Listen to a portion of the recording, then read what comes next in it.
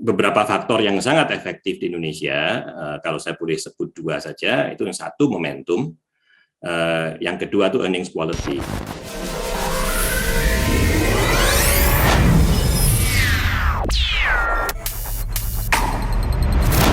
Kita sangat apresiasi Pak John, fund manager dari Pinnacle Asset Management yang berbasis di Singapura, punya track record yang luar biasa. Hari ini ngobrol-ngobrol investment talk dengan kita.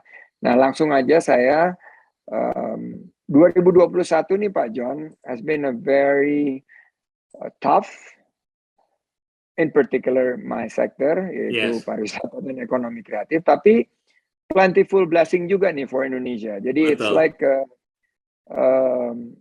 tale of two sides of the story. Betul. Jadi ada industri yang kalau bisa disebut sebagai COVID winners, tapi juga ada yang tentunya industri yang menghadapi tantangan seperti pariwisata. Betul. Boleh kita bilang COVID laggards. Nah, tapi yang perlu kita syukuri adalah sharp drop di COVID. Dan sharp drop in COVID ini diikuti dengan disruption di supply chain, yaitu sharp drop in COVID ini ternyata juga menimbulkan harga-harga komoditas yang tinggi. Betul. Jadi ada windfall profit buat beberapa perusahaan Indonesia. Nah, saya pengen mendapat pandangan tentang keadaan terkini di 2021 dari Pak John. Silakan Pak John. Terima kasih Pak Sandiaga Uno. Ini saya juga sangat apresiasi untuk diberi kesempatan sharing view kita di Pinnacle Investment. Saat ini kita bullish Pak untuk saham Indonesia. Tapi bullish kita ada expiration date-nya, Pak. Jadi saya rasa kita bisa relatif aman rally indeksnya sampai sekitar Januari. Di luar itu nanti akan ada tanya. Alasannya kenapa? Tadi seperti Pak Sandi katakan, 2021 itu memang betul-betul mix year gitu. Ada bencana besar, tidak bisa saya pungkiri ya, terutama dunia pariwisata itu sangat-sangat menderita. Saya yakin Pak Sandi tahu sekali tentang ini. Dan juga bukan Indonesia ya, sebetulnya kalau mau ngomong itu banyak negara lain yang kontribusi dari turismenya sangat besar untuk GDP seperti Thailand, bahkan Singapura juga sebetulnya itu juga sangat suffer Pak dengan kondisi COVID ini. Nah, tapi di samping itu ada manfaat besar, yaitu pertama harga komoditas yang naik tinggi sehingga trade surplus dan current account surplus Indonesia tahun ini sangat tinggi gitu kan, mungkin rekor sejak 2009 yang lalu gitu. Dan kedua juga tadi ada beberapa sektor seperti Pak Sandi katakan sebetulnya sangat diuntungkan. Contohnya gitu kan e-commerce transaction gitu itu naik 23% Pak 2021 menjadi sekitar 32 miliar dolar gitu. Jadi memang dua sisi gitu. Nah, bahayanya untuk 2022 yang kita lihat adalah ada 3 risiko utama Pak. Yang pertama itu dunia internasional ekonominya akan melambat. Jadi IMF sendiri sudah memberi peringatan kemungkinan besar kalau kita ngomong developed economies ya seperti Amerika, Cina, Europe, Jepang dan sebagainya, itu kemungkinan besar akan mengalami perlambatan. Nah, artinya apa untuk Indonesia? Harga komoditas yang tadinya sangat tinggi itu mungkin juga akan drop, Pak. Nah, jadi itu risiko yang pertama untuk Indonesia. Risiko yang kedua itu adalah dari sisi COVID-nya sendiri gini kan, karena kita tahu semua saat ini pas kali kita ngomong saat ini juga itu di Eropanya juga saat ini beberapa negara mengalami kenaikan infeksi COVID yang sangat tinggi sehingga mereka menerapkan kembali lockdown gini kan meskipun dengan beberapa tingkatan yang beda-beda dan reaksi dari masyarakatnya sangat negatif Pak. Jadi Rotterdam udah 2 hari ini ribut besar. Demikian juga di Austria dan di Italia. Jadi ini yang akan menimbulkan friksi lebih lanjut. Intinya yang ingin saya katakan, ekonominya itu sudah tidak sanggup lagi kalau disuruh lockdown lagi gitu di 2022. Itu risiko kedua yang perlu saya highlight. Dan yang ketiga, ini berhubungan dengan budgetnya pemerintah Indonesia ya. Karena sewaktu Pak Jokowi melonggarkan, dulunya kan ada aturan bahwa budget pemerintah itu tidak boleh lebih dari 3% dari nominal GDP gitu kan. Jadi dikeluarkan peraturan, maaf karena lagi bencana besar kita akan melewat, tapi dijanjikan waktu itu 2023 kita akan kembali lagi di bawah 3%. Nah tahun ini, beberapa hari yang lalu Ibu Sri Mulyani memberi wawasan beliau, dia katakan kemungkinan besar budget defisit tahun ini mungkin sekitar 5,25% gitu. Tahun depan budget yang sudah disampaikan ke DPR itu targetnya 4,8%. Nah, artinya ada dua sisi, Pak. Yang pertama, pemerintah tidak punya terlalu banyak kelonggaran gitu untuk sekedar injek money gitu kan ke ekonomi. Jadi 2020 sewaktu sebetulnya Indonesia sempat resesi, tapi waktu itu agak sedikit diimbangi dengan pengeluaran pemerintah yang besar.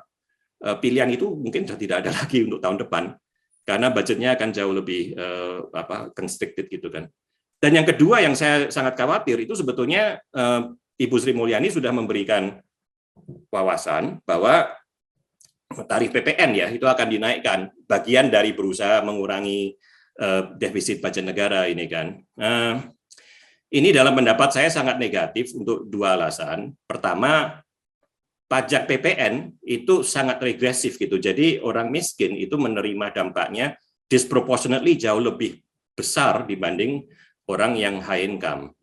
Nah, tentu saja Ibu Sri Mulyani sadar dan dia sudah berusaha mengurangi ini dengan beberapa barang-barang yang banyak dipakai untuk kalangan low income itu dibebaskan dari PPN. Tapi meskipun demikian ini tidak 100% menyelesaikan masalah gitu. Dan yang kedua juga saat ini itu risiko inflasi mulai menanjak, Pak. Kalau kita melihat inflasi di level produsen ya yang disebut PPI, Producers Price Index, itu saat ini sekitar 7% year on year. Nah, sedangkan di level consumer price index, itu masih sekitar 2%-an. Jadi yang terjadi adalah meskipun produsennya menderita kenaikan berbagai business expense dia berusaha restrain, dia berusaha menahan-nahan, jangan saya pass on dulu kenaikan harganya, karena saya tahu consumer saya juga lagi payah, gini kan, kalau saya naikin harga nanti demand-nya melorot tajam gitu. Tapi kalau tiba-tiba kemudian pemerintah mengatakan, oh PPN-nya saya naikin ya, 1 April kan rencananya. Dari saat ini 10% ke 11%. Nah, kenaikan PPN itu akan menjadi alasan yang sangat mulus gini untuk banyak bisnis, pass on price increases gitu. Jadi bukan hanya sekedar harga naik karena PPN naik, tapi sekaligus saja dia naikin. Jadi kalau tadinya mungkin masih ditahan-tahan, udah masukin sekalian gitu. Nah, itu akan sangat riskan untuk ekonomi Indonesia. Satu, karena Bank Indonesia harus bereaksi gini kan. Dan kalau seandainya Bank Indonesia kemudian menaikkan suku bunga acuan, dampaknya ke berbagai perusahaan kita yang terutama yang berat ini beban hutangnya itu akan sangat terasa. Dan kedua juga untuk pasar obligasi kita, Pak, untuk bond investor. Nah, jadi tadi sebetulnya di samping keuntungan-keuntungan yang sudah kita sebut, ada satu lagi keuntungan yang unik, Pak, yaitu kejadian di Cina itu menguntungkan Indonesia tahun ini. Presiden Xi Jinping tiba-tiba saya nggak tahu kenapa dia berubah jadi sangat komunis gini kan, mungkin ingin menjadi Mao Zedong kedua. Jadi sektor IT digampar sama dia gini kan, sektor edukasi tiba-tiba dikasih tahu mulai sekarang kalian tidak boleh mencari keuntungan gini, harus non profit. Sehingga harga sahamnya anjlok gitu kan. Dan kemudian juga terjadi krisis di sektor property developer gitu, Evergrande, karena pemerintah mengambil garis keras tentang hutang yang berlebihan dari sektor ini gitu. Nah, karena itu semua banyak investor global itu exit dari Cina. Mereka merasa tidak nyaman invest di Cina gini kan. Nah, kemudian mereka lihat-lihat, oke, ini biasanya investor global yang masuk Cina itu dalam konteks fund Asia Pasifik atau fund emerging market gitu ya. Nah, jadi sewaktu mereka exit, mereka perlu ke suatu tempat yang lain gitu kan. Kemana gitu? Dia cari negara yang rebound bagus dari COVID dan valuasinya masih relatif murah. Nah, antara lain Indonesia. Sehingga yang besar memang dia pindah ke India, tapi Indonesia juga sangat diuntungkan dengan perkembangan di Cina itu gitu.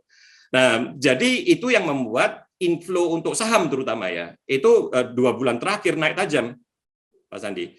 Nah, tapi bahayanya kalau tahun depan kemudian inflasi tiba-tiba naik dan Bank Indonesia perlu menaikkan suku bunga acuan sebagai reaksi, maka inflow portfolio investment ini kita sebut hot money gitu kan, yang tadinya kencang masuk didukung juga dengan rupiah yang kuat karena trade surplusnya besar, itu tiba-tiba akan bisa berbalik arah. Jadi itu semua 3 risiko itu yang saya ingin highlight gitu untuk 2022.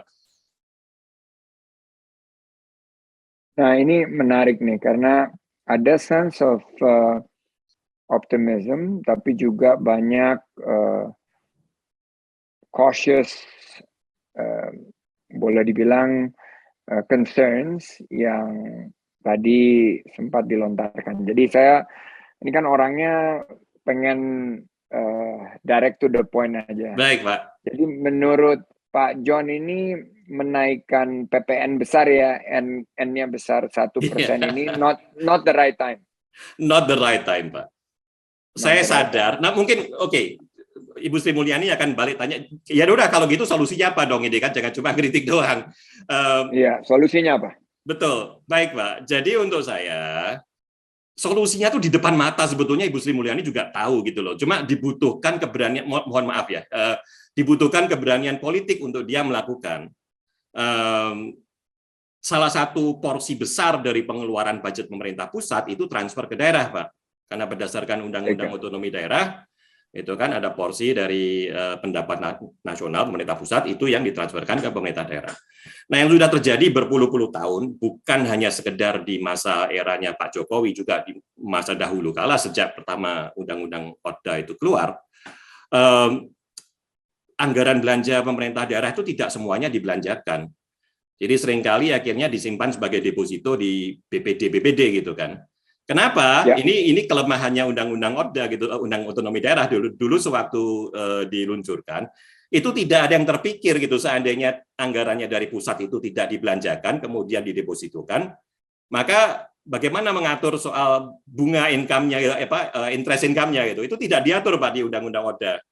Nah, jadi akhirnya kepala daerahnya gitu dengan persetujuan DPRD yang menikmati sendiri, ya bebas dia mau diapakan gitu kan. Jadi akhirnya insentifnya sangat besar bagi banyak pejabat itu tidak membelanjakan transfer dari pemerintah pusat, disimpan aja di PBD oleh dia gitu. April yang lalu tuh Pak Jokowi sudah protes kembali gitu. Dia mengatakan April ya, waktu itu saldonya banyak pemerintah daerah yang cuma sekedar duduk aja di PBD itu sudah 181 atau 182 triliun rupiah. Jadi dia katakan ini tolong dibelanjakan dong ini kan. Masa saya lihat 63% dari yang cash keluar gini kan yang betul-betul dibelanjakan itu hanya untuk gaji gitu. Sedangkan untuk capital expenditure untuk belanja modal itu hanya 5% Mbak dari total pengeluaran. Itu udah kelihatan sekali gini kan. Jadi yang memang harus dibayar ya dibayar gitu, yang nggak harus sudah nanti-nanti aja. Dan untuk 2022 Pak di anggaran belanja pemerintah pusat, transfer ke daerah itu 740 sekian triliun, Pak. Itu it's not a joke, it's a huge amount of money. Nah, itu Ibu Sri Mulyani sudah beberapa kali memperingatkan pejabat-pejabat daerah ini, kalau Bapak Ibu terus kekeh terus tidak ingin membelanjakan, transfer ke daerah itu bukan dalam bentuk cash nantinya, saya akan kasih surat utang juga. Nah, itu sesuatu yang menurut saya sudah waktunya Ibu Sri Mulyani lakukan gitu. Sudah bertahun-tahun diberi peringatan, baik Bapak Presiden maupun Ibu Menteri Keuangan, sudah lama memperingatkan, tidak digubris kan sampai saat ini, ya tolong lakukan dong. Jadi untuk saya kan pilihannya apakah kita ingin memajaki seluruh rakyat yang saat ini dalam kondisi susah karena ekonominya masih susah begini, atau ya sudah, itu kita tahu mereka memang selama ini tidak ingin memanfaatkan duit cashnya, dinikmati sendiri gini kan, ya kenapa nggak kita bayar dengan surat utang aja. Itu saya sangat setuju sebetulnya dengan peringatan Ibu Sri Mulyani. Itu untuk saya solusinya itu Pak, tapi dibutuhkan keberanian politik nih untuk melakukan itu. Ya, kalau saya karena saya pernah lewat proses politik. Oh ya, betul. Dan tentunya politik itu adalah seni, ya tentunya dengan kekuatan koalisi yang ada di belakang Pak Jokowi, mestinya kita bisa berani mengambil. Kalau saya sih tegas. Ya, Misalnya itu dimungkinkan secara undang-undang bahwa dana yang parkir di Bank Pembangunan Daerah itu segera diserap, dan jika tidak ya tentunya itu digantikan bukan dengan cash tapi dengan instrumen. Nah betul. ini layak kita kaji dan kita harapkan ini justru akan memberikan efisiensi yang tinggi. Nah saya pengalaman juga mengelola eh, pemerintahan baik daerah mau sekarang di pusat ya. Ya, Malah waktu di daerah dana yang dikelola itu di atas 80 triliun. wah, oke. Sekarang di pemerintah pusat itu angka sekitar 4 triliun di kementerian saya. Memang business as usual itu adalah bagaimana kita menyerapnya itu di ujung. Sehingga akhirnya penyerapannya itu berbentuk hockey stick. Nah, hockey stick ini adalah landai sekali di kuartal pertama, kuartal kedua, kuartal ketiga, dan kuartal keempat itu gitu. Oh, Dan rata-rata bisa berdasarkan data-data yang sudah kita kelola bahwa rata-rata di atas 90% penyerapannya, tapi memang sangat tidak sehat karena itu hanya intensif di eh, kuartal akhir tahun. terakhir. Nah, Ya, ini yang sekarang kita ingin ubah dengan pendekatan bahwa jika tidak diserap, dananya kita kembalikan gitu. Dan Bu Sri Mulyani sudah melakukannya dengan refocusing, dengan sebetulnya namanya aja refocusing, tapi sebetulnya kan pemotongan. Nah, sekarang pertanyaan saya kedua, baik. are you for um, injecting money ke BUMN for penugasan pemerintah infrastructure projects atau pembangunan infrastruktur itu dengan mekanisme lain? Karena sebagian daripada pendanaan di luar kesehatan dan tentunya di luar basic necessities kita Ya, itu dikerjakan juga oleh BUMN. ya, Dan Pak Erik ini kan portfolionya besar, sangat. tapi juga pada saat yang sama kan kita nggak memiliki luxury Betul.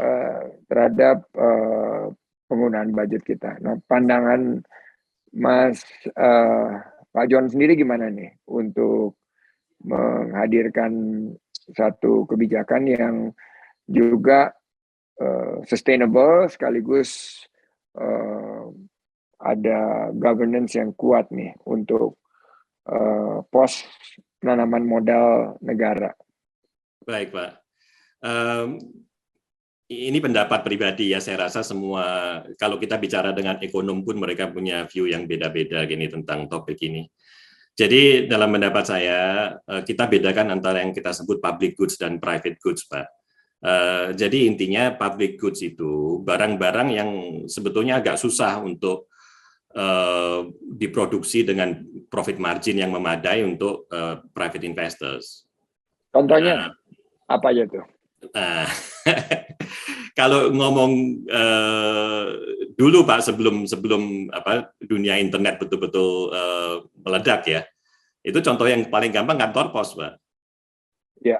Nah, kantor pos ini susah kalau mau disuruh cari untung terlalu besar. Gini, bisa, tapi kan dia menjalankan apa jasa yang sangat diperlukan, apalagi kalau udah ngomong UMKM dan sebagainya gitu. Nah, jadi di zaman dulu tuh contoh yang paling banyak dipakai. Yang sekarang juga tanda tanya besar itu dunia telekomunikasi. Nah, ini sangat dekat sekali dengan dunia Pak Sandi juga.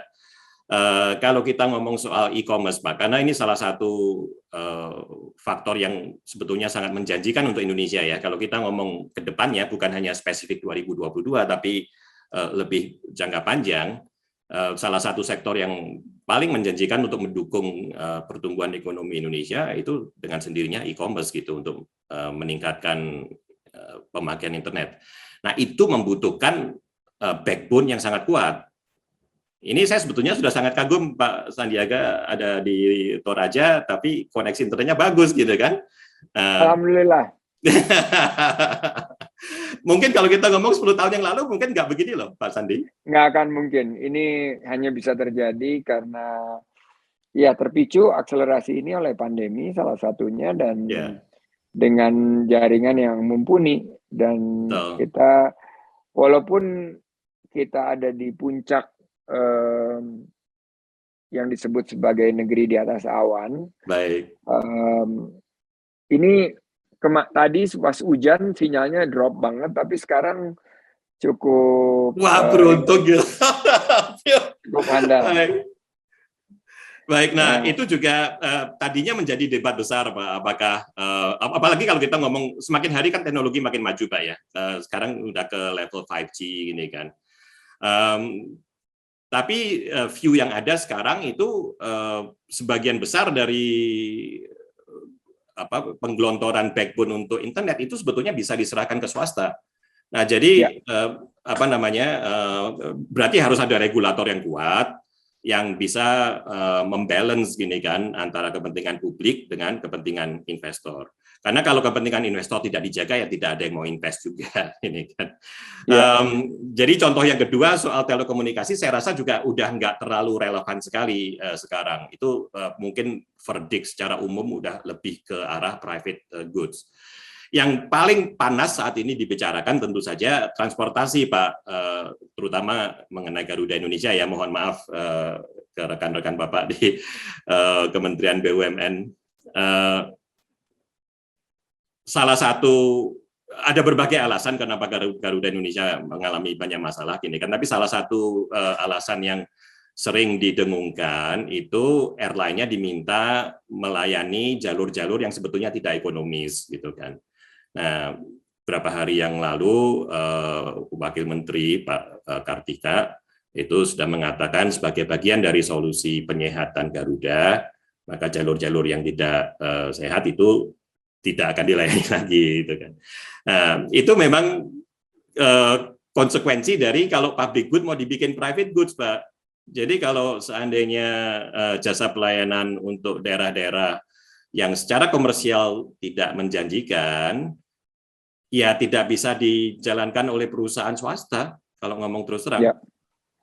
Itu kan. Jadi mestinya seperti kayak jalan tol gitu, ya harusnya dikerjakan saja oleh swasta.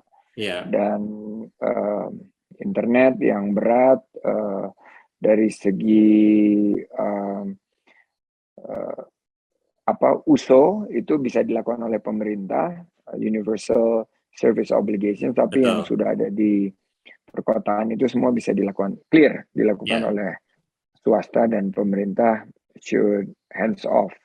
Nah, terakhir nih saya pengen nanya mengenai 2022. What's your ini kan banyak milenial yang nonton acara kita. Mereka maunya clear and concise investment advice in terms of sector. Baik. Dan your favorite stock pick, mungkin juga ada disclosure whether you're holding any of this. Dan terakhir kira-kira prediksi dari Pak John sendiri mengenai ini yang dikatakan orang bahwa ternyata pandemi ini ada dua winner, this digitalizations, health dan e-commerce, tapi pemenangnya itu adalah top 1% dan China. Ya.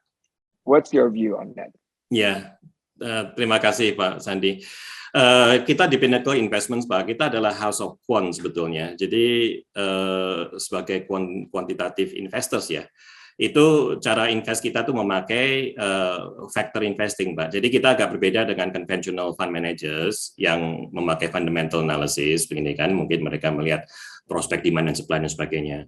Nah, beberapa faktor yang sangat efektif di Indonesia, kalau saya boleh sebut dua saja, itu yang satu momentum, yang kedua itu earnings quality.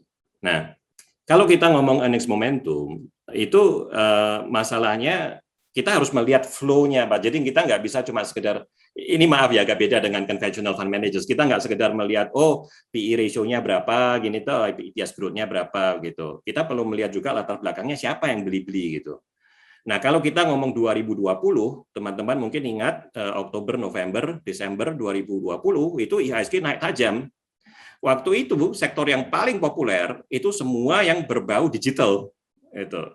Nah, tapi 2021, kalau kita ngomong 2 bulan yang terakhir, Oktober, November, itu banyak saham-saham konvensional. Kenapa begitu? Karena asingnya yang masuk. Tadi seperti saya katakan, gara-gara Cinanya nggak bersahabat gini kan dengan investor global, mereka pindah, mereka lihat-lihat, oh Indonesia menarik gitu, mereka masuk. Maka saham-saham yang naik ya seperti BCA, BRI, Telkom, Astra International, ICBP dan lain-lain gitu. Kita sebagai house of fund investor, kita hanya ikutin saja. Mereka mau yang itu yang dibeli, ya kita ikut beli gitu. Nah, tapi kedua ada juga faktor yang namanya earnings quality. Jadi ini betul-betul ingin melihat resilience dari bisnis mereka dalam situasi seperti ini. Itu tidak bisa disangkal, memang dunia digital yang akan pegang peranan. Nah, cuma masalahnya itu valuasinya di mana gitu. Mungkin beberapa teman pengalaman buruk ini kan dengan Bukalapak, dia harga IPO 850, begitu buka 2 hari naik ke 1.300 sekian, setelah itu anjlok gini kan, dan ya jelas teman-teman yang belinya di atas mungkin masih akan makan waktu lama gitu untuk bisa break even. Jadi poin saya, boleh kita fokus ke dunia digital, tapi juga tolong perhatikan valuasinya gitu. Kalau memang, dan hati-hati karena kita bakal akan menerima rezeki nomplok dalam bentuk GoTo gini kan, saya nggak tahu mau disebut GoTo atau GoTo tuh, Gojek, Tokopedia gitu, yang akan IPO baik di listing di Amerika dan di Indonesia. Nah itu saya yakin sekali akan menjadi hot stop ini kan, dan menular gitu ke beberapa dunia digital yang lain. Kita banyak pegang saham-saham ini terus terang, jadi Bang Arto, gini kan, BBYB dan sebagainya, yang sifatnya digital juga gitu. Itu untuk saya, untuk teman-teman yang memperhatikan bursa, dari sisi earnings quality itu mungkin yang akan kita perhatikan. Nah, tapi sekali lagi saya harus peringatkan, 2022 itu akan merupakan tough year. Karena saya sangat yakin, meskipun Pak Sandi berbaik hati memberi izin saya bicara open di sini tentang pendapat saya bahwa kenaikan PPN kurang positif untuk ekonomi dan sebagainya, saya yakin tetap akan dilakukan gitu kan. Jadi apabila tarif PPN-nya naik tahun depan dan inflasinya kemudian mulai naik, itu semua berita buruk sih, baik untuk bonds maupun untuk saham gitu. Jadi ini yang teman-teman investor ya itu perlu sangat memperhatikan. Oke, selain GoTo ada topics yang menarik untuk teman-teman di koleksi. Kalau begitu saya disclose saja Pak yang kita pegang saat ini. Jadi disclosure ini udah kita pegang. Seperti saya katakan tadi, alasan kita memilih itu ada dua. Pertama dari sisi momentum, kedua dari sisi earnings quality. Jadi ada Adaro Energy, Pacific Strategic, AKR, Bank Harda Internasional, Indo Tambang Raya, Metro Data Electronics, BCA, Bank Rakyat, Bank Tabungan Negara, BCBR, BSDE, Excel, Telkom Indonesia, Jasa Marga, maaf, Astra Golestari, perusahaan perkebunan LSIP, London Sumatera, Metro Health, Bintang Auto Global, Bank Danamon, Bank Mandiri, Bank Tabungan Pensiunan, ICBP, Saratoga Investment, Mark Dynamics, Merdeka Copper, INTP, dan SMGR. Oh, ini bellwether semua berarti ya? Betul. Jadi yang banyak saham konvensional di situ Pak, karena seperti tadi saya katakan, kebetulan kita menikmati inflow asing. Dan untuk investor asing, ini saham-saham yang mereka sangat familiar gini kan, mereka nyaman dengan saham-saham seperti ini. Oke. Good, thank you Pak John. Jadi sebagai kesimpulan 2022, terutama kuartal kedua dan seterusnya akan ada tantangan karena salah satu yang tadi dikritisi tentang kenaikan pajak, walaupun angkanya 1%, tapi itu suatu sinyal yang dunia usaha kemungkinan tidak pada saatnya punya kekuatan untuk absorb, menampung ini, dan komoditas kemungkinan akan turun seiring dengan terurainya supply chain disrupsi, dan juga akan ada inflasi di developed economies, dan China akan continue melambat. Betul. Karena juga tentunya secara current account mereka mengalami tantangan. Betul. Dan ini menjadi suatu situasi yang perlu disikapi, walaupun kalau kita lihat Indonesia tetap akan menarik karena pertumbuhan kita, yang demografi, trajectory, momentum ada, dan stabilitas baik dari policy maupun politik dan makroekonomik. Saya ucapkan terima kasih Pak John. Terima kasih Pak Sandi. Mari kita sama-sama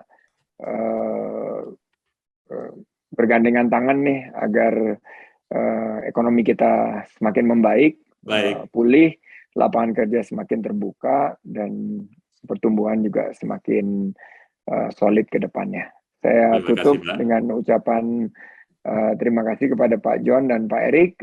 Sampai jumpa di Sandi Uno Investment Talk berikutnya.